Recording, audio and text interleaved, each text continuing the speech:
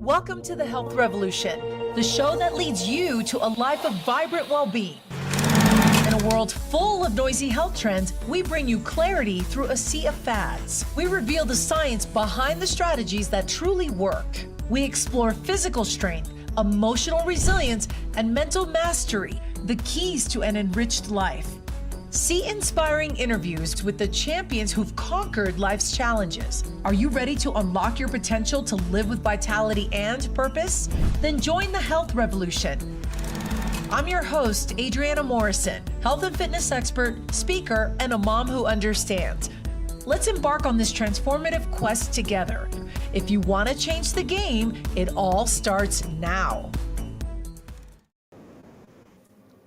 Welcome, everybody. You are watching the Health Revolution, and we are excited that you are joining us today. I'm your host, Adriana Morrison. No matter which way you're tuning into us, please do not forget to hit the subscribe button. We want to stay connected to you.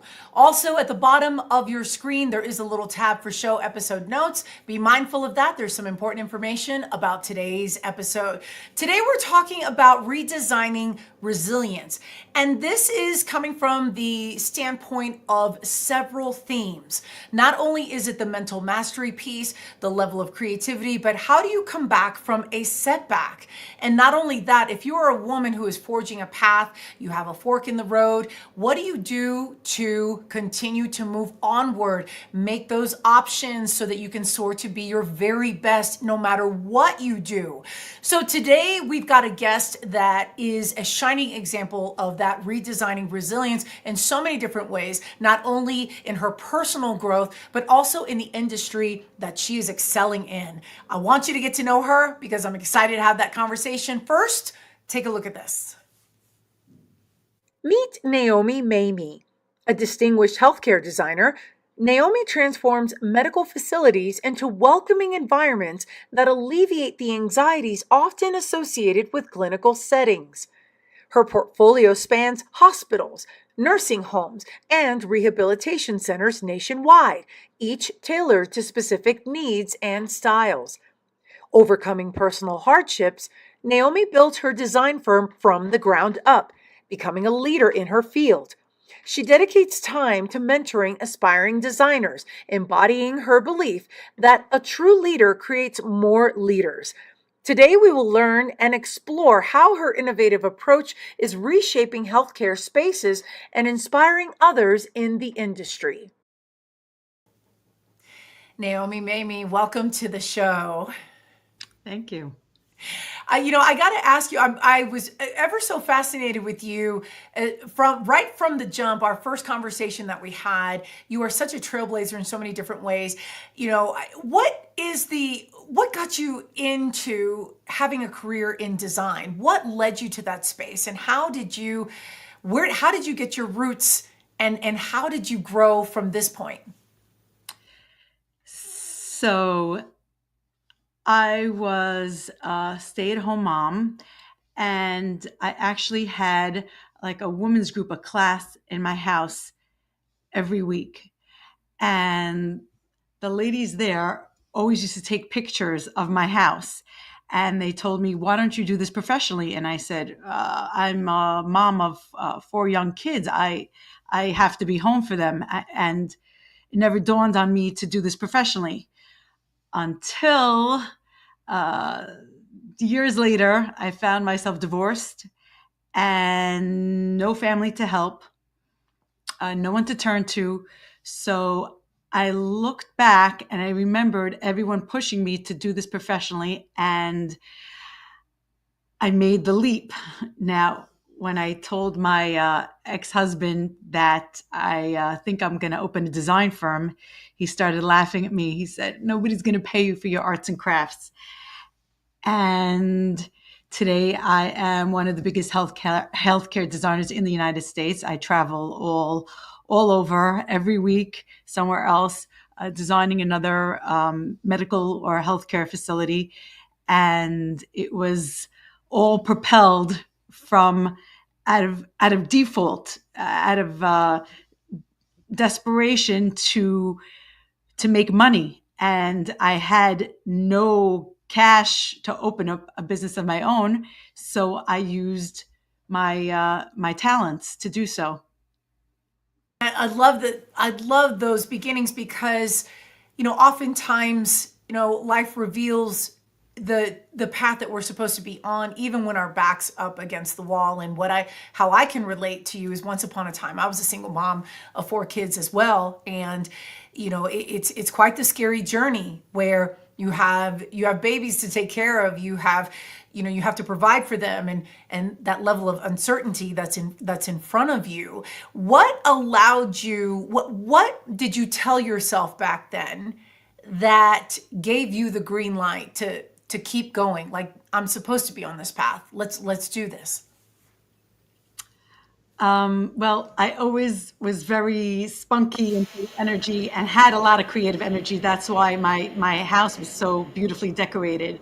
Um, I had this like bubbling in me, it was a great output, of my creative genes, my whole family, very creative.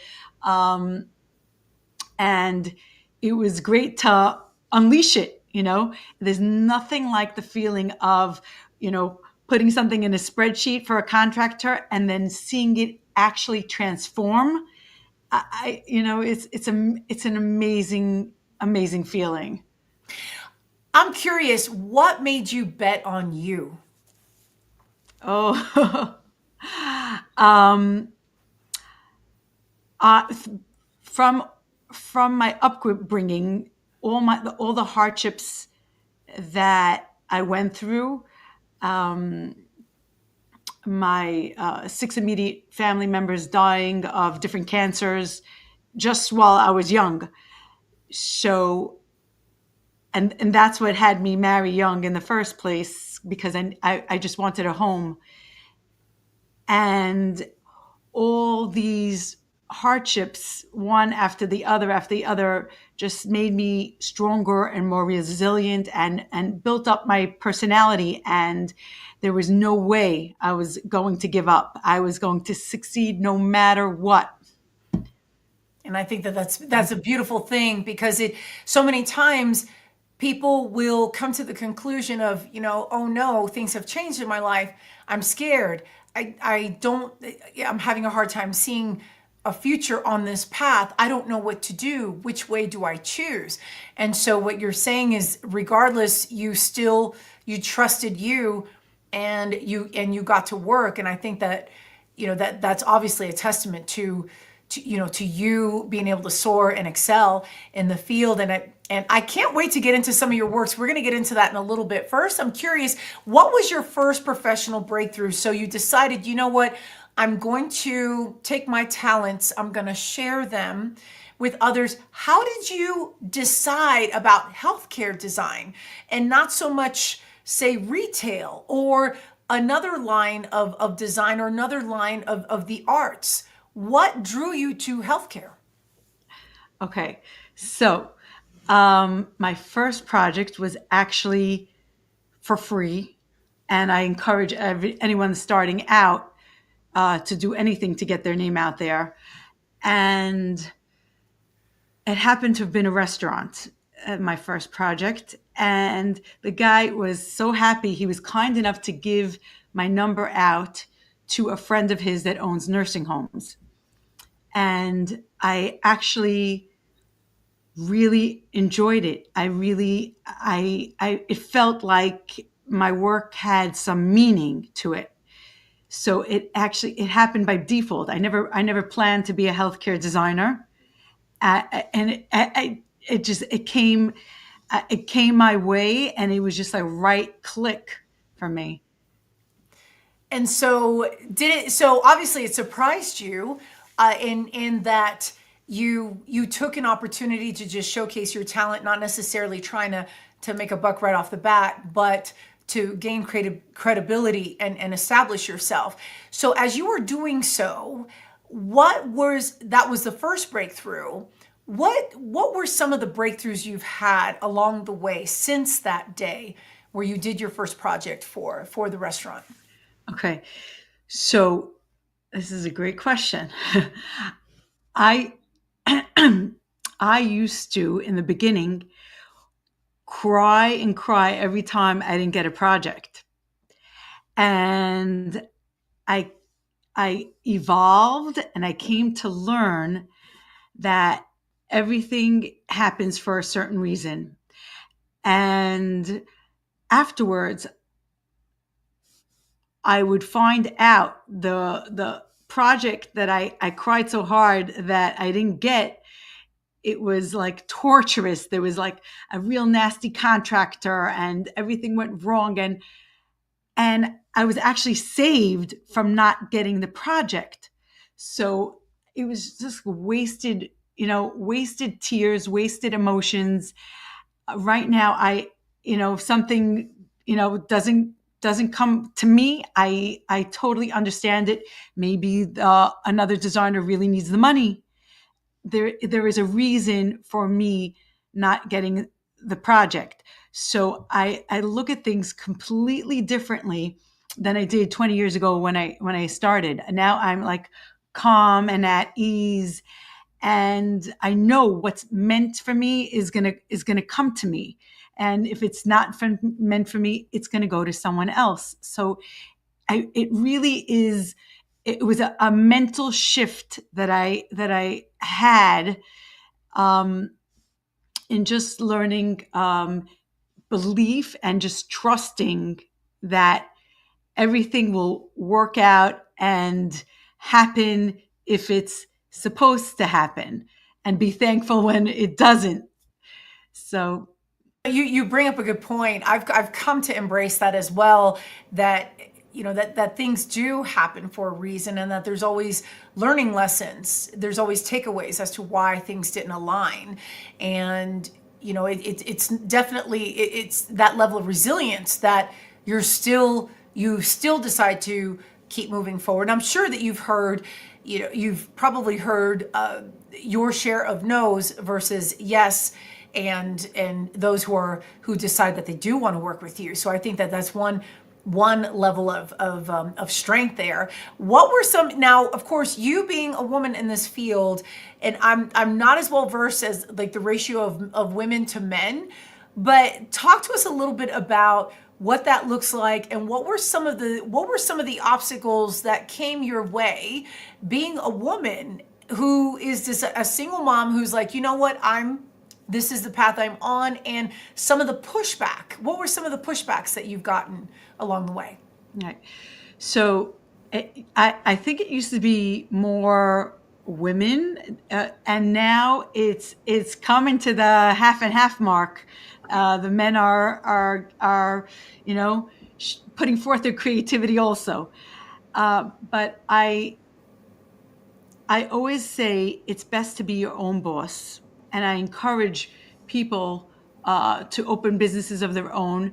This way, they can control their lives and have a better balance between family and work.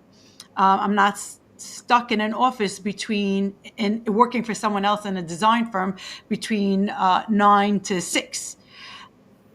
And I encourage everybody to do so because, and especially women, if they're going into design and they're a mother, there's nothing like being there for your child's play or your child's game.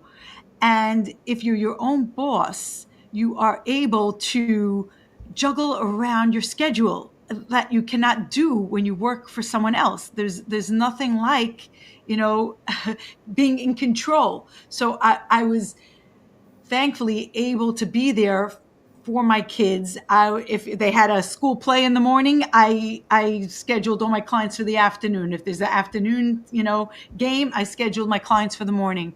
So this field is great to be able to juggle life and family. It's perfect for it. So I recommend it very much for women that are creative. And I actually encourage them, instead of going to work for someone else, to do it on your own. There's no reason why you have to feel insecure and go work for someone else. If you got the talent, then why not, be your own boss and do it yourself. What was one of your biggest celebratory moments in your career so far, that a level of triumph that you achieved in you delving into this profession? What was one of those moments where you're like, wow, I'm going to cherish this moment. I feel like this my trajectory is taking off now. What was a defining moment? I'm sure you've had a bunch, but what has been one of your defining moments in this career? Well, I design a lot of hospices. So I I take comfort and in being part of, let's say, their final days or the atmosphere I've put them in as they, live out their lives. They're stuck in this small room. And if I just make it as pleasant and as beautiful and as calming as I can, it's such a good feeling. And it really makes, I know I'm making a difference. There's the palette is so important that you use, for mental health or something. It's just equilibrium. It's just so important, and it just makes the whole vibe, the whole feeling, different. You can change anyone's mood just by a color. It's amazing. Was that something you felt that you knew early on, or as you were establishing yourself, you discovered that color, the connection between color and emotions and moods was so profound? Yeah, it was definitely from feedback. I was definitely from feedback. Um, I do a lot of psych wards and dementia, and just the feedback I got. The pleasing colors, people, they turn when they have dementia. The people regress. It's very interesting. I found this shocking when my first tour of a dementia unit. I was like, it's not even the word shocked is not even the right word. Amazed that walking down, people regress, meaning they're sitting there holding, the women are holding plastic dolls. A lot of them. And they lash out. They're going back in time. They have tantrums like little kids. They have from the stupidest things, you can't even imagine. They would have like a tantrum, like as I would, like equivalent to my 2-year-old, over nonsense. Go shooting off to another story, that doing these units, I at first, you live and you learn. Okay, I would do like every 3 rooms a different color scheme, like one a soft lavender, one a soft blue, one a soft green, going down the hallways. And this was in the beginning when I started. And then I got from feedback, okay, that they were fighting. No, I want the purple room. No, I want the green. You put me in the blue room. So it's a lesson learned now in these dementia units. Every room gets decorated the same. No, it's just like, I would never have known this. It's learning, offhand. I did not. Again, this is, you live and you learn. I did not go to school for this. So 20 years ago, I just, from feedback, just took it in, and now I teach it to other people. And this is fantastic. We're going to continue on. We have so much more to cover. First, we're going to take a commercial break. Stay right there.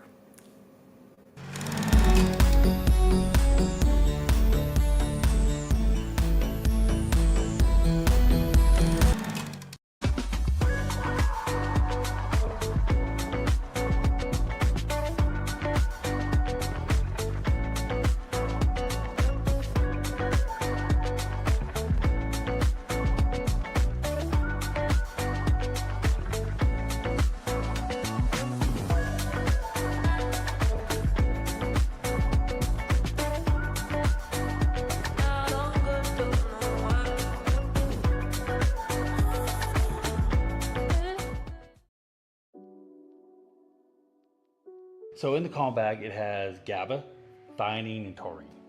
So theanine, which is B1, which is also in our B complex, but it also helps with the stress response levels. It also helps with the neurological transmitters in our brain. Combined with the GABA, and then you add taurine to it. Taurine is a non-essential amino acid in our body, but it's found in our heart, our brain, and our eyes. So in my personal opinion, it's very essential in our lives. But taurine has a calming effect as well. When I was battling all my AFib issues, I was taking high doses of taurine because that would help with my AFib. It would help with the palpitations I was having. And it also helped with the anxiety of having the palpitations because I knew what was going on, and so taurine helps a lot with that as well. So those three together create such a wonderful concoction that just really calms people down.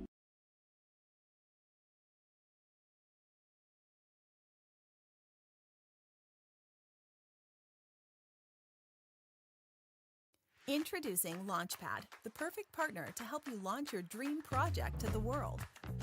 We know that time is of the essence, and we're here to help you make the most of it. With Launchpad, you'll get access to the most advanced digital tools and strategies to take your idea from a mere concept to a fully fledged success. Whether you're an aspiring entrepreneur or a seasoned pro, we have everything you need to make your mark in the world. Launchpad, your ultimate launch partner.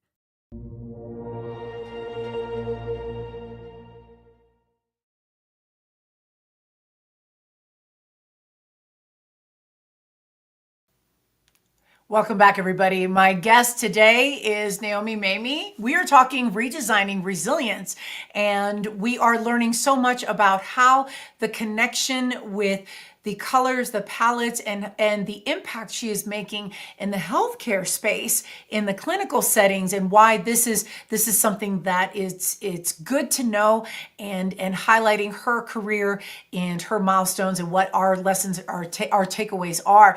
And Naomi, before the break, you started to go into your experience of walking into a dementia hospital clinical setting, and then seeing how you described it. For me, I perceived it as pretty dismal and maybe dark. And, it kind of reminds me of the movie One Flew Over the Cuckoo's Nest. And for any viewers who are not familiar with the movie, this was back in the mid-'70s. Jack Nicholson was in it, and it talks about how he was his stay. And the without diving too much into it, I remember the scene of the movie and the dreariness, the mundane, the nothing to look forward to, nothing that triggers and evokes positive emotion. And so, as I say that, my question to you is: do you find that that's way more commonplace? That traditionally that's been the case, but that clinical settings are starting to shift how they are supporting their patients in the environments? I do definitely see a shift. People are making the environments more inviting. They understand color, and they understand how it keeps everyone calm. A soft color keeps everyone in those dementia units, at ease. There's so much science behind now everything that's done. We understand that these dementia patients also like to fidget. They like to use their hands also. So I actually put going down the hallways, okay? It, down the hallways, there's like toys attached to the walls where they where there's a zipper. They could zip up, down, button. They can these toys where they could tinker with their hands and keep themselves busy. With they sit there and they do it over and over and over. These are like, again, like you regress in time. These are like these games that my little kids used to, have boards, where they open the zipper, close it, tie the shoelace again, and untie the shoelace again. We actually have like fake shoelaces on walls, on boards, for them to, keep their hands busy with. It keeps them very occupied and out of trouble. So we understand so much more than we used to, and we are accommodating all these niches that, it's incredible how far things have gone from the 20 years ago, how much more over time we understand, and and all their needs are, I think, being very well met nowadays.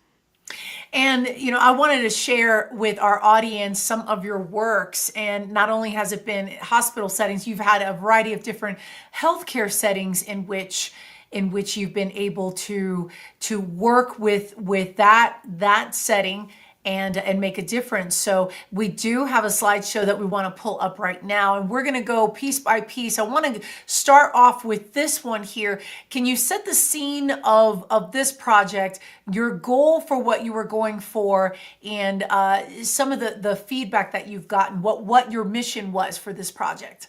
Okay. So this is actually, we're talking about the right thing. This is a dementia unit. We got by chance on the right topic, sliding right into this. This one had a bigger budget, so I was able to play around a little more. Now, it bothers me so much that they're stuck inside all day. Okay, my heart bleeds that they don't see the outsides. So I did a visual trick over there for them when they go out of the room, that they feel that they're outdoors.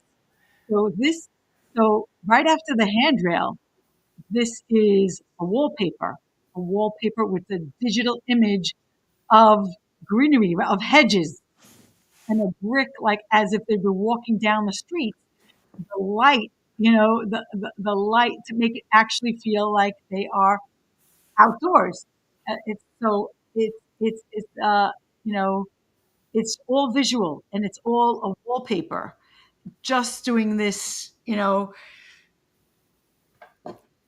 figment of their imagination. So And what I love about it is that, I mean, it feels like you're outside. It really truly feels like you're walking alongside a street, and it seems as though you can just reach out and touch those hedges. right, and it's all flat and it's all indoors, and it was just because I wanted to give them a little feel of the outside. Okay. Now, the next project that we have, we're moving on. Talk a little bit about this space. Okay, so this is a children's hospital in Ossining, New York. This happens to be their lunchroom. Now, you say lunchroom. Why lunchroom? This is a unit where they are mostly in wheelchairs, and this unit is for longer stay, meaning these kids cannot go home, and you only see one table and chairs. Everyone else is in wheelchairs and being spoon-fed like that. So the table and chairs are for the staff. For the chairs, the children that are there are crippled and cannot feed themselves. But we made a real fun environment, a little spunk and a little life to it, and caters to their age And I just think is even I did a play also over here on the outdoors. If you look there, there is a panel that's supposed to look like a skylight. It's really, again, it's not real. It's an image of the sky, and to make them feel like, again, the outdoor is coming in. It's a visual trick to accommodate them. Now, how long did it take for you to do this project? How long from start to finish? This, for me to design, this took 3 weeks to actually put it on paper. But because I work crazy long hours from morning to night, and I'm able to do so because my kids are finally all married and out of the house. But the actual construction took a year. So throughout the year, I really care about my projects. I go check up on them. I make sure everything is understood. I make site visits. I really follow along the progress and make sure if there are any questions that arise, I'm there for them to answer. It's like, it's one thing to put it on paper. It's another thing to get your vision there and make sure it's fully understood. So it was actually a year of going back and forth till it actually came into fruition. Wow. And the next project that we have here, as we're moving on, and talk a little bit about, so obviously what grabs my attention is that, the eye in the background, it's almost like very, very transparent, so to speak. Beautifully done. Talk a little bit about this space. This is actually a vision center. Oh, And that is why I put the eye there. okay. And the actual owner gave me such a hard time.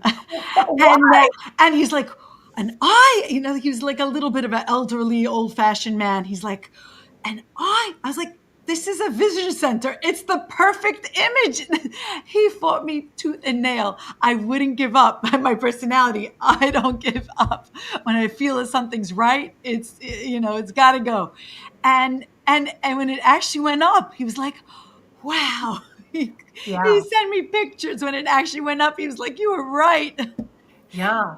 And so that's why you trust the process. I think that's brilliant. I wouldn't have guessed that that's what it was, but yes, it's a waiting room. Oh, it's a waiting room for the vision center. That's the reception desk. Yes. Yeah. But I love that feel, that flavor for art, but then also, being appreciative of what vision represents. So this is a very, very clever, of course.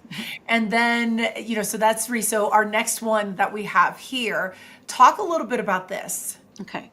So this is in a basement. Really? And yes, this is in a basement. This is an employee lounge in a medical center. Okay. So many people don't put much attention to the employee lounge. They just, throw up a couple of lockers and paint, and they don't put so much heart into it. And I stress always to ownership that this is your staff. You want them happy, and they need to recharge during their breaks. So this was the basement. So again, I thought bringing a little bit of the outdoors when they're stuck in a basement, I think would be the cure for them to relax during their breaks. So this is a wallpaper. This is a wallpaper to make look like wood and look like vines. And this is all digital imaging.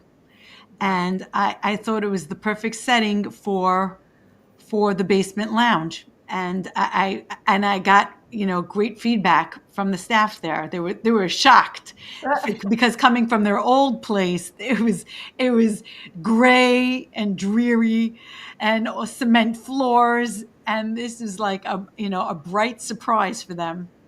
Yeah, I wouldn't have pegged that it was a basement, but you bring a good point that being supportive of staff, it can't be overstated that when staff feel like they're taken care of, then there's a low turnover because they feel like I'm appreciative, I'm seen, I'm heard, I'm being taken care of, and so I'm going to put more pride into my work. And so it's a nice domino effect, and very nice. The next work that we have here, just want to highlight, talk a little bit about this. Love the color.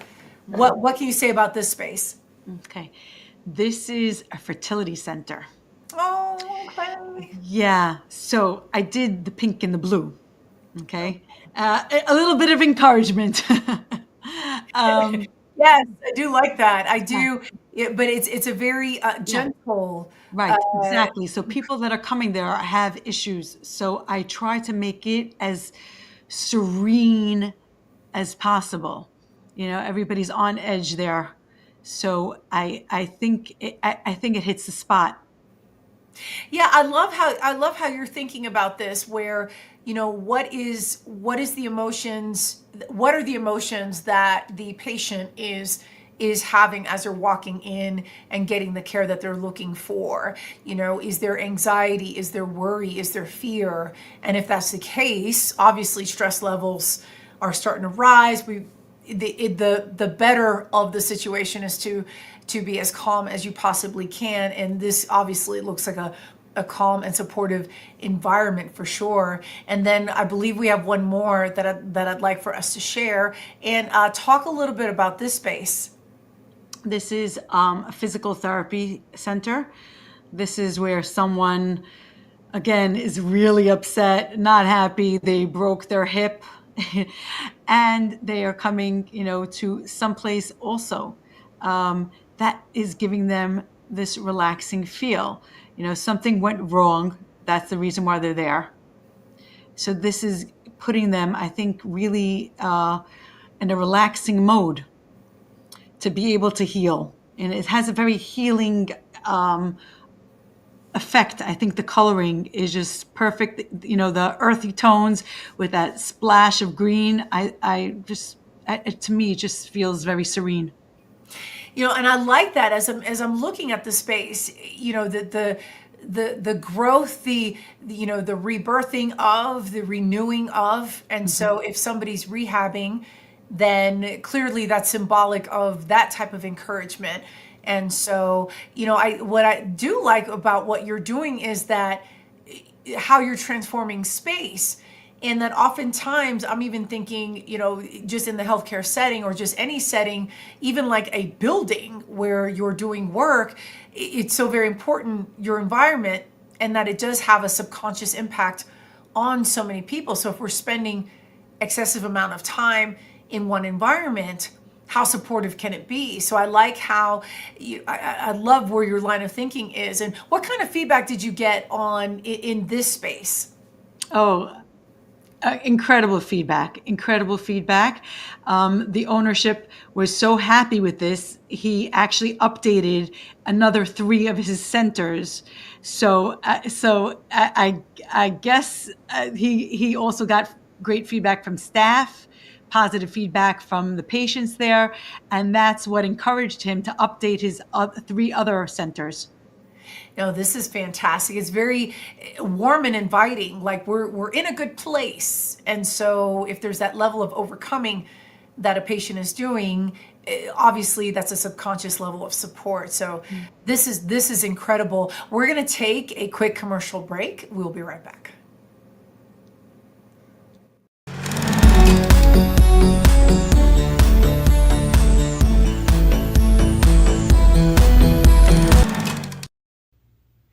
Thank you so much for watching The Health Revolution.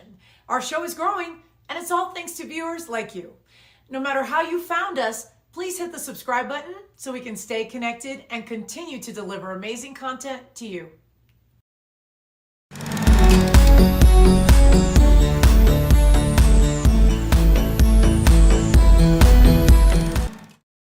Hi, I'm Adriana, and welcome to Fit Bites.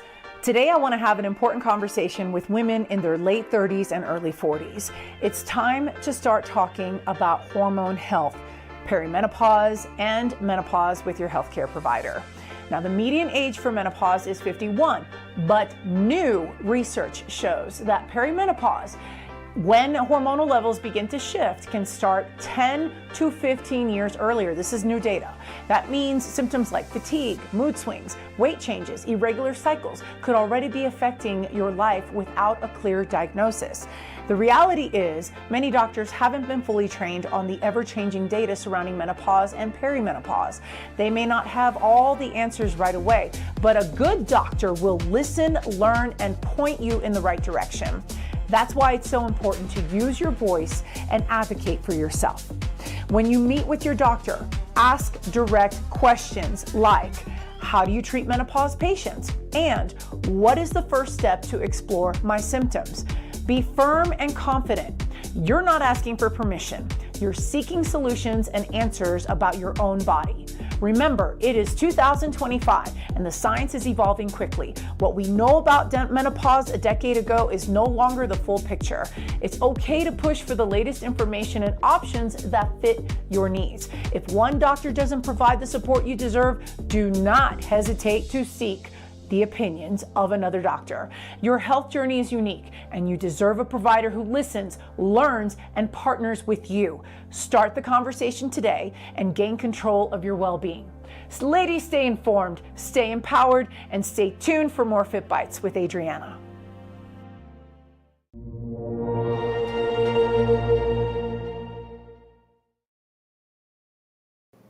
We are spending quality time with our guest today, Naomi Mamiye. She is a healthcare designer, and she has been a mover and a shaker in the clinical setting space in redefining design so that the empowerment and the support of those who are coming to seek help, services, medical support are getting that at a new level. And so, Naomi, before the break, you shared with us some incredible designs that evoke the emotions that you're hoping to be that support for that particular practice. And I know that you're forging a path, and then there are those that are coming up behind you. Talk a little bit about how you pay it back. To what are your favorite ways to do so for aspiring designers and those who maybe have never thought about the healthcare design space to be the space of profession? Right. So, coming from the same space of being young and confused and lack of confidence in the beginning, I try to encourage all the young designers personally. I invite aspiring designers to spend some time with me. It's hours on end where I do like a mini crash course. I don't charge for it. I help them set up businesses of their own. I give them all my contacts. I give them all these, reps to contact, where to get all the material, all the sources. And I feel very much, I believe very much that what you put out comes back to you. So the more I help other people make money, the more money I will make. The more projects I, help people with, the more projects I will get back. It's a circle, the world. People believe karma. When they say karma, they usually talk about karma in the negative form. But when they say, oh, that's going to come back to you, the goodness is also going to come back to you. So the more I do for other people, I feel more blessed myself. So I literally spend hours on end, not training, letting them watch me work, showing them how, things are done, how it rolls, putting projects together with them, shadowing me, going through every little nitty gritty for them to be able to start businesses on their own. They leave me confident that they can do this. that they don't need to be a slave in the city by some design firm, attached to somebody else's hours. So, What I love about what you're saying is the level of, I mean, you're taking creativity to a new level. I have never heard of, now I've not had experience in design, and I would imagine there's a certain protocol that the industry has had across time, but you're breaking the mold. A lot of what you're doing, there's perhaps not a non-verbalized need to help continue to bridge the gap for those in the clinical setting. But then also, it sounds like you're becoming the mentor you never had for those who you're tending to work with. And so then I do see that level of generosity of you of you making sure that others are aware. So that level of connection between craft and mission and profession, that it's pretty solid, that everything is integrated. And I think that's fantastic. yeah, it's unfortunate that people think that if they're helping somebody in their own field, it takes away from them. They don't understand it's exactly the opposite. Um, uh, what goes around comes around. Yes, in a good in a good way. That people are like are stingy with their information, with their help, with their giving. They're just like holding it all, to themselves. I see like my famous quote is it's more leaders. And again, it's the same thing. Same thing that was mentioned before, that anything meant for me, a project meant for me, is gonna come to me. So when I started doing this, some other designers, my colleagues in the field, said, "What are you doing? They're going to take away projects from you. You're creating more designers. You're going to have less." I said, "That's not true. Whatever's meant for me is going to be mine. They're not taking away anything." In fact, when somebody calls me with a smaller project, I call some of these students, and I give it over to them, because I want them to learn. I want them to grow. I don't need these little projects. I want them to use it, to learn from. And I think sometimes it's that fear-based mindset that some people have, or many people have, that this is all I have, and if I share it, I will lose it. And so then, and I can see how some may not intentionally think that way, but it's almost like it's fear-based. If I give you what I have, I'll no longer have it, it'll be gone. And so, but I think that you're very spot on with that the reverse is the case. When in fact you do give back, some people believe the universe will, and I do believe in good karma, in that what you put out there, yes, things come full circle. So I think that you are spot on. The fear-based mentality is the one where people are kind of clutching their pearls and going, "Oh my God, oh no," and so, but that doesn't necessarily serve us. So, but you're absolutely right on that. But I think kudos to you for going out of your way, obviously with all the busy projects that you have, that you are taking the time, recognizing that there's a huge benefit, there's a mutual benefit. You're learning from aspiring designers, but at the same time, they're learning from you. And I'm sure that the outcome is it's absolutely limitless. So I think that's fantastic. Yeah. Women, I find in particular, are very competitive. Yeah, that's true. And I always say that there's no such thing as competition. There is no such thing. There are billions of people in the world, and every single person is so unique. There's no two people alike. They lack confidence, most women. And it's a shame, because there's nobody like you. There is no two people alike. Even when you have twins, one likes vanilla, one likes chocolate.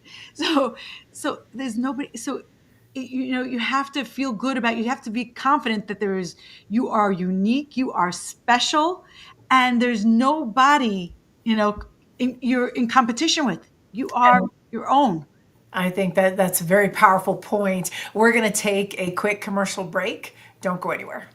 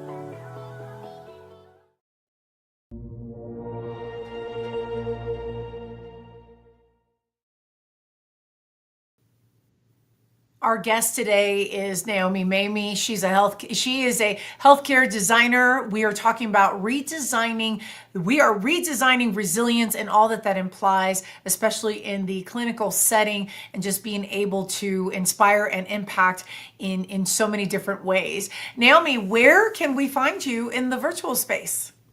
I am on Instagram at Naomi Mamiye Design. I have my own website, Naomi Mamiye Design. I am on LinkedIn, Naomi Mamiye Design, and you can find me there and reach out if you need a little bit of encouragement and a push. I'm there for you. Well, I love, again, this is your line of work is fascinating to me, and I love how you're really truly tapping into situational awareness. This is quite the example of giving back so that others can feel comfort and goodness in the space that they're in, that maybe not by choice but by necessity, that they're needing to tap into that space. And my one final question that I have for you is, what kind of mark would you like to leave in this world? You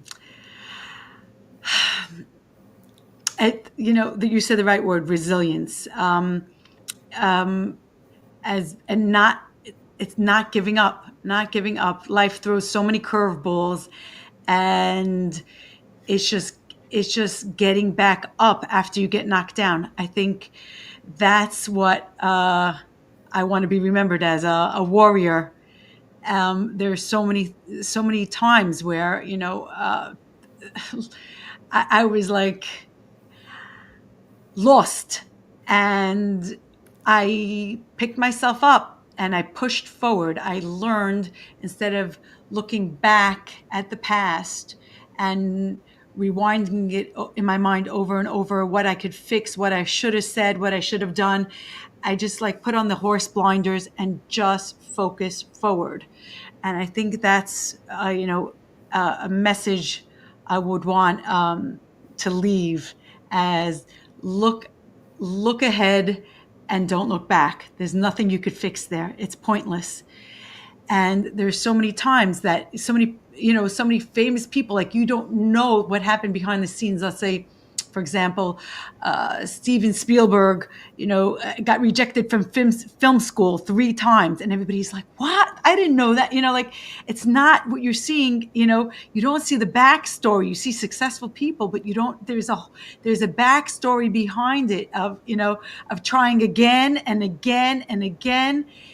It's really, it's unknown. You just see the front face. You don't know the backstory. Well, I love the fact. Thank you for sharing your story. I think it's incredible what you're doing, and you're sharing your gift with so very many that continue to experience the gift. Thank you for leaving the mark on this place as you are. Thank you for being here. Sure. Sure.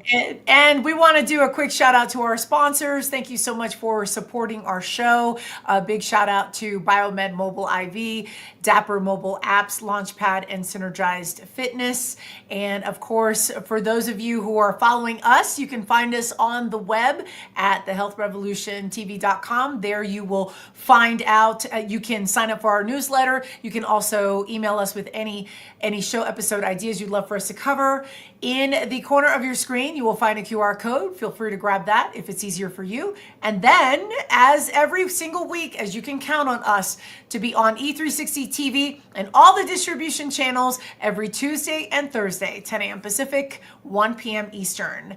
That is all the time that we have for today. Until next time, take care of yourselves. We will see you soon.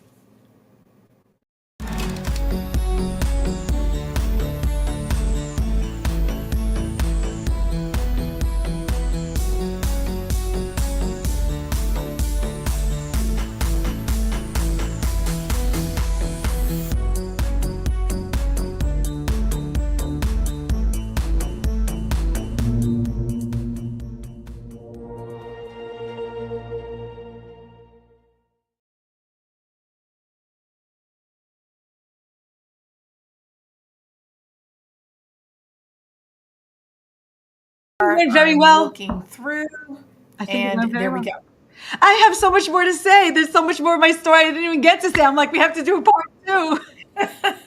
And you see why the framework is such that we needed to make sure that we touched on. I wanted to make sure that we highlighted your work, but then also that we, that we were able to talk in detail about, just what you brought to the table. Your thoughts. How did you feel about all of that? Oh man, I'm like, there's so much more I have to say. So much more that I went through. We barely touched the